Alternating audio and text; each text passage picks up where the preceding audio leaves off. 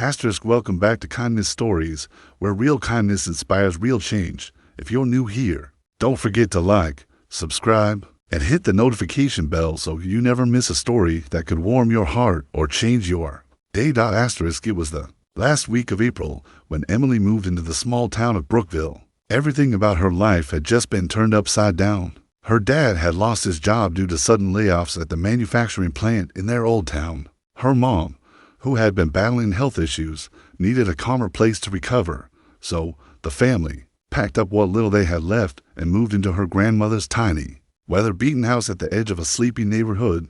Asterisk Emily was used to change. Being the daughter of a military veteran, she'd moved plenty of times growing up, but this time felt different.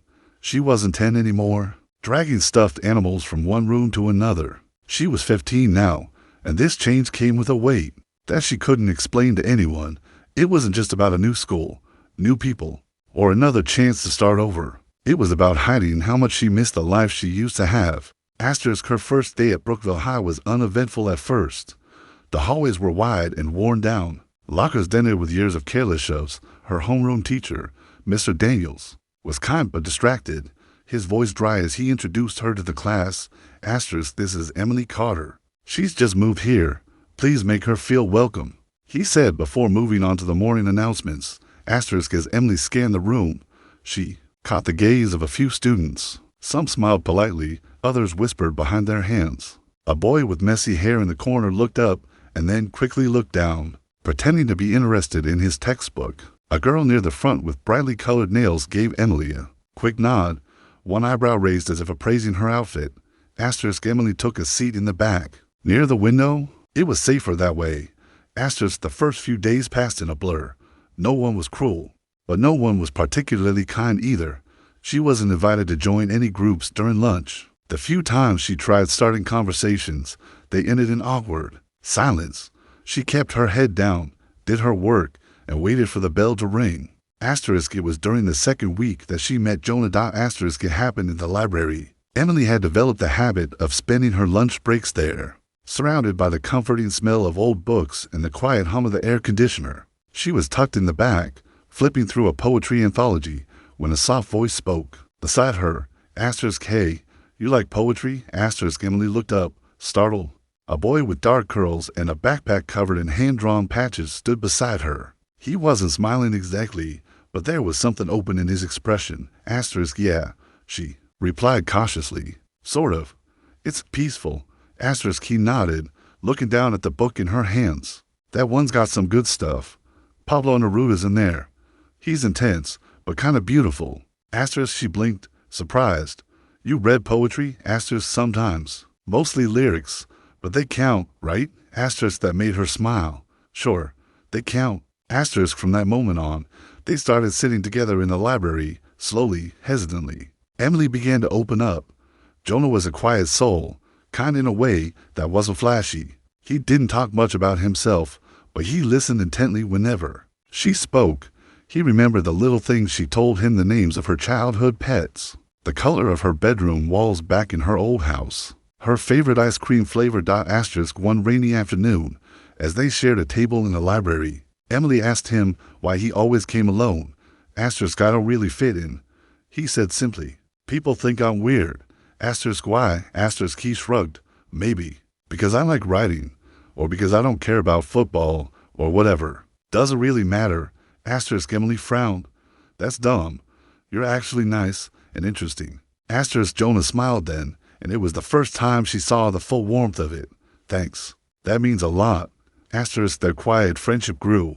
Every day at lunch, they talked about everything from books to their weirdest dreams. Emily learned that Jonah lived with his older sister, that their parents had passed away in a car accident when he was 12. She told him about her mom's illness, about the job loss, about how much she missed feeling normal. Asterisk Jonah never pitied her.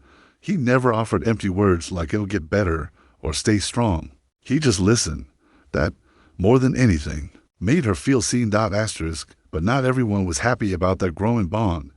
Asterisk Katie, the girl with the brightly painted nails, seemed to take special notice. She'd never bothered Emily before, but suddenly she started showing up more often. She laughed loudly when passing by their library table. She'd make comments that were just loud enough to hear, but not direct enough to challenge. Asterisk some. People are just so desperate for attention. Asterisk guess where it finds where. Asterisk at first.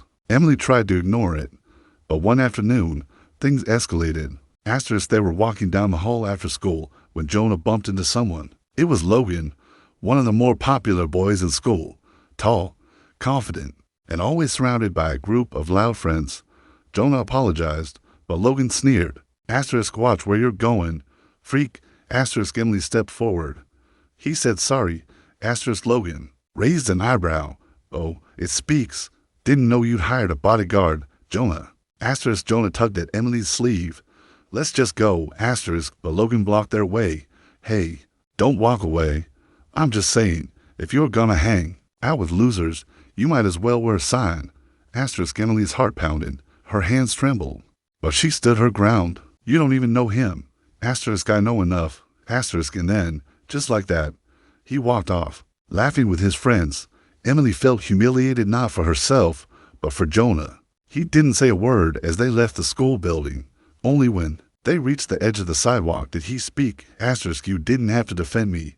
Asterisk I wanted to. Asterisk he looked at her, a flicker of something unreadable in his eyes. You're gonna make things harder for yourself. Asterisk I don't care. Asterisk that night, Emily couldn't sleep. Her thoughts raced. Why did people like Logan think they had the right to make others feel small? And why did no one stand up? Asterisk the next day, she did something she hadn't done before. She brought her sketchbook to school. Asterisk it was filled with drawings, images she'd made over the years to process her emotions. Some were whimsical, some were dark, some were just honest. Asterisk during art class, their teacher asked for volunteers to display their work for feedback. Emily hesitated.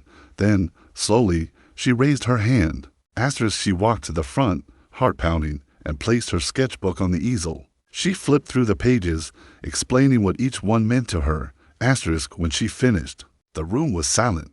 Asterisk then someone clapped. Asterisk it was Jonah. Asterisk then another person joined, and another. Asterisk Katie rolled her eyes. Logan scoffed, but Emily didn't care. For the first time, she felt proud. She hadn't hidden who she was, and somehow, that mattered more than the stares or the whispers. Asterisk over the next few weeks, something began to shift. Other students started talking to her. A girl named Tara invited her to sit at their lunch table. A boy from art class asked if she could help him with a project. Jonah started getting nods in the hallway instead of sneers. Asterisk it wasn't magic. Not everyone changed, but some did. And that was enough. Asterisk one afternoon, as Emily and Jonah sat beneath a tree outside the school, she turned to him. Asterisk do you think things can really get better? Asterisk he looked up at the sky, thoughtful. I think people can get better if someone's brave enough to go first.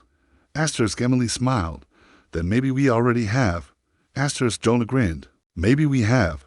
Asterisk weeks turned into months. Emily's mom began recovering, smiling more than she had in a long time. Her dad found part-time work at the town's community center. Emily herself started a small art club at school, where students could come together, share their work, and just be themselves without fear.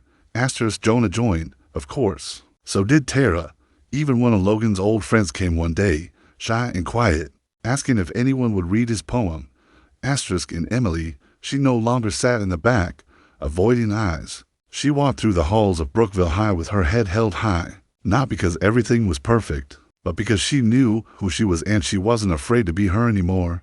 Asterisk sometimes, kindness doesn't come in grand gestures. Sometimes it starts with a simple word, a quiet friendship, or a hand raised in class. And sometimes, that's enough to change everything. Asterisk thank you for watching Kindness Stories. If this story moved you, inspired you, or reminded you of someone in your life, please share it with them. And don't forget to like, subscribe, and hit the bell so you never miss another powerful story. Until next time, be kind, you never know whose life you might change. Asterisk.